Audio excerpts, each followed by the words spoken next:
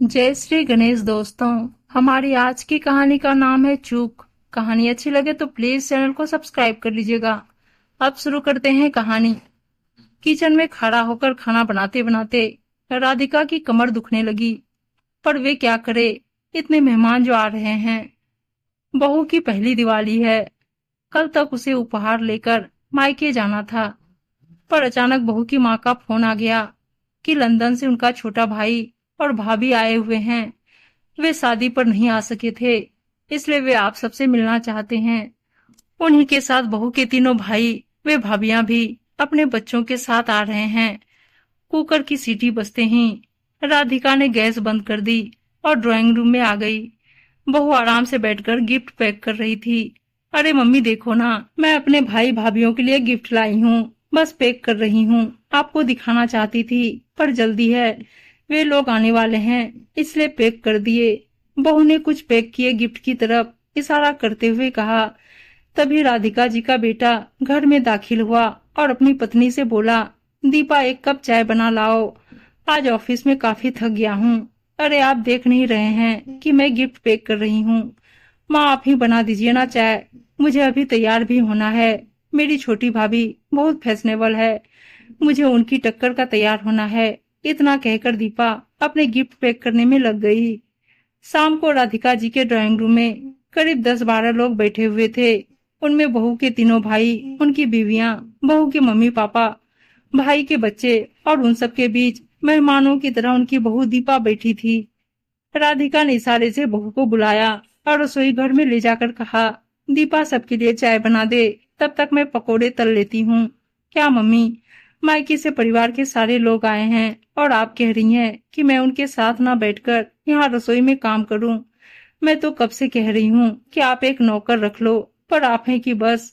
अब मुझसे कुछ मत करने को कहिए, मेरे घर वाले मुझसे मिलने आए हैं। अगर मैं यहाँ किचन में लगी रहूंगी तो उनके आने का क्या फायदा। इतना कहकर दीपा किचन से बाहर निकल गई और राधिका किचन में अकेली रह गई। उन्होंने शांत रहकर काम करना ही उचित समझा। राधिका जी ने जैसे तैसे चाय और पकोड़े बनाकर बाहर रख दिए और वापस रसोई में खाना गर्म करने चली गई। बाहर से ठहाकों की आवाजें जब जब उनके कानों में पड़ती, उनका मन जल जाता। राधिका के पति 1-2 बार किचन में आए, सिर्फ यह कहने के लिए कि कुछ रोटियों पर घी मत लगाना, दीपा की भाभी नहीं खाती, और खिलाने में जल्दी करो, बच्चों को भूख लगी है। राधिका जी का खून तब और जल गया जब जाते जाते दीपा की मम्मी ने उनसे यह कहा, क्या बहन जी, आप तो हमारे साथ जरा भी नहीं बैठी, कोई नाराजगी है क्या। सबके जाने के बाद दीपा तो तुरंत सोने चली गई और वे रसोई संभालने में लग गई। अगले दिन राधिका जी का मन हुआ कि वे पति और बेटे से बीती शाम की स्थिति पर चर्चा करे, पर दोनों ही जल्दी ऑफिस चले गए। 2 दिन बाद फिर दीपा की एक भाभी घर आ गई और उसको अपने साथ शॉपिंग पर ले गई। शादी के बाद से यह सिलसिला अनवरत चल रहा था। कभी किसी का जन्मदिन, कभी किसी की शादी की सालगिरह, कभी कुछ तो कभी कुछ। दीपा के घर वालों का काफी आना जाना था, जिससे वे तंग आ चुकी थी। एक दिन मौका पाकर उन्होंने अपने पति से इस बारे में बात की। सुनो जी, दीपा न तो अपने घर की जिम्मेदारी संभालती है और न ही विकास का ख्याल रखती है। मैं चाहती हूँ कि उसका अपने मायके आना जाना कुछ कम हो। शादी को साल होने जा रहा है और बहू आज भी महीने में 15 दिन अपने मायके में रहती है और बाकी के दिन उसके घर का कोई ना कोई यहाँ आ जाता है। सारा सारा दिन फोन पर कभी अपनी मम्मी से, कभी भाभी, तो कभी किसी सहेली से बात करती रहती है। देखो राधिका, तुमको ही शौक था कि तुम्हारी बहू भरे पूरे परिवार की हो, दिखने में हीरोइन हो। तुमने खुद ही तो दीपा को पसंद किया था। कितनी लड़कियां नापसंद करने के बाद अब तुम घर के मामले में हम मर्दों को ना ही डालो तो अच्छा है। राधिका जी सोचने लगी कि इनकी बात भी सही है। मैंने कम से कम 25 लड़कियों को देखने के बाद अपने बेटे के लिए दीपा को चुना था। तभी पति की बातों से राधिका की तंद्रा टूटी। वे कह रहे थे, राधिका तुम कितने दिनों से कहीं बाहर नहीं गई, ऐसा करो तुम अपनी बहन के घर हो आओ, तुम्हारा मन अच्छा हो जाएगा। अपनी बहन से मिलकर अपना दिल हल्का करने की सोच से ही राधिका खुश हो गई। अगले दिन ही वे तैयार होकर अपनी बहन से मिलने चली गई, जो पास में ही रहती थी। पर बहन के घर पर ताला लगा देखकर उनका मन बुझ गया। तभी बहन की एक पड़ोसन ने उन्हें पहचान लिया और बोली, अरे आप राधिका जी हैं ना, आशा जी की बहन। जी हाँ, आपको पता है आशा कहाँ गई है? आशा जी पास के बाजार तक गई है, आप आइए ना। नहीं नहीं, मैं यहीं बैठकर इंतजार कर लेती हूँ, राधिका ने संकोच से कहा। अरे नहीं राधिका जी, आप अंदर आकर इंतजार कर लीजिए, वे आती ही होंगी।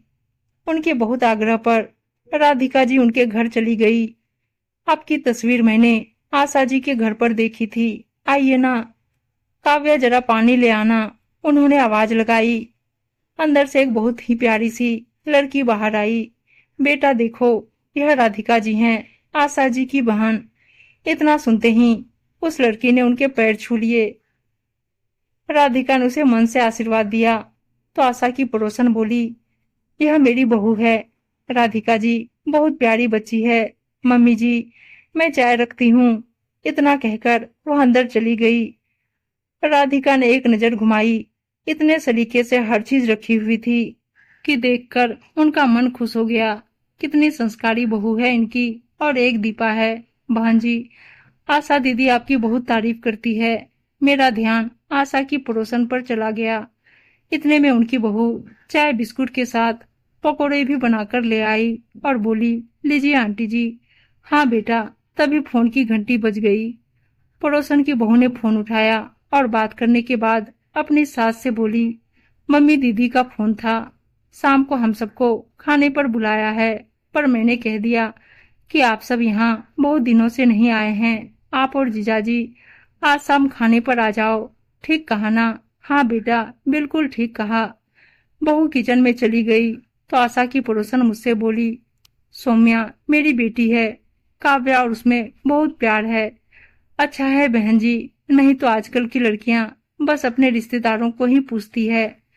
राधिका ने यह कहकर अपने मन को थोड़ा सा हल्का करना चाहा। बिल्कुल ठीक कहा बहन जी, पर मेरी बहू अपने माता पिता की अकेली संतान है, एकदम सरल और समझदार। इसने यहाँ के ही रिश्ते को अपना बना लिया है। अभी शादी को 5 महीने ही हुए हैं, पर पूरा घर संभाल लिया है। वे गर्व से बोली, बहुत अच्छा है बहन जी। राधिका ने थोड़ा सहज होकर कहा, अकेली लड़की है तो अपने माता पिता के घर भी बहुत जाती होगी, वे अकेले जो हैं।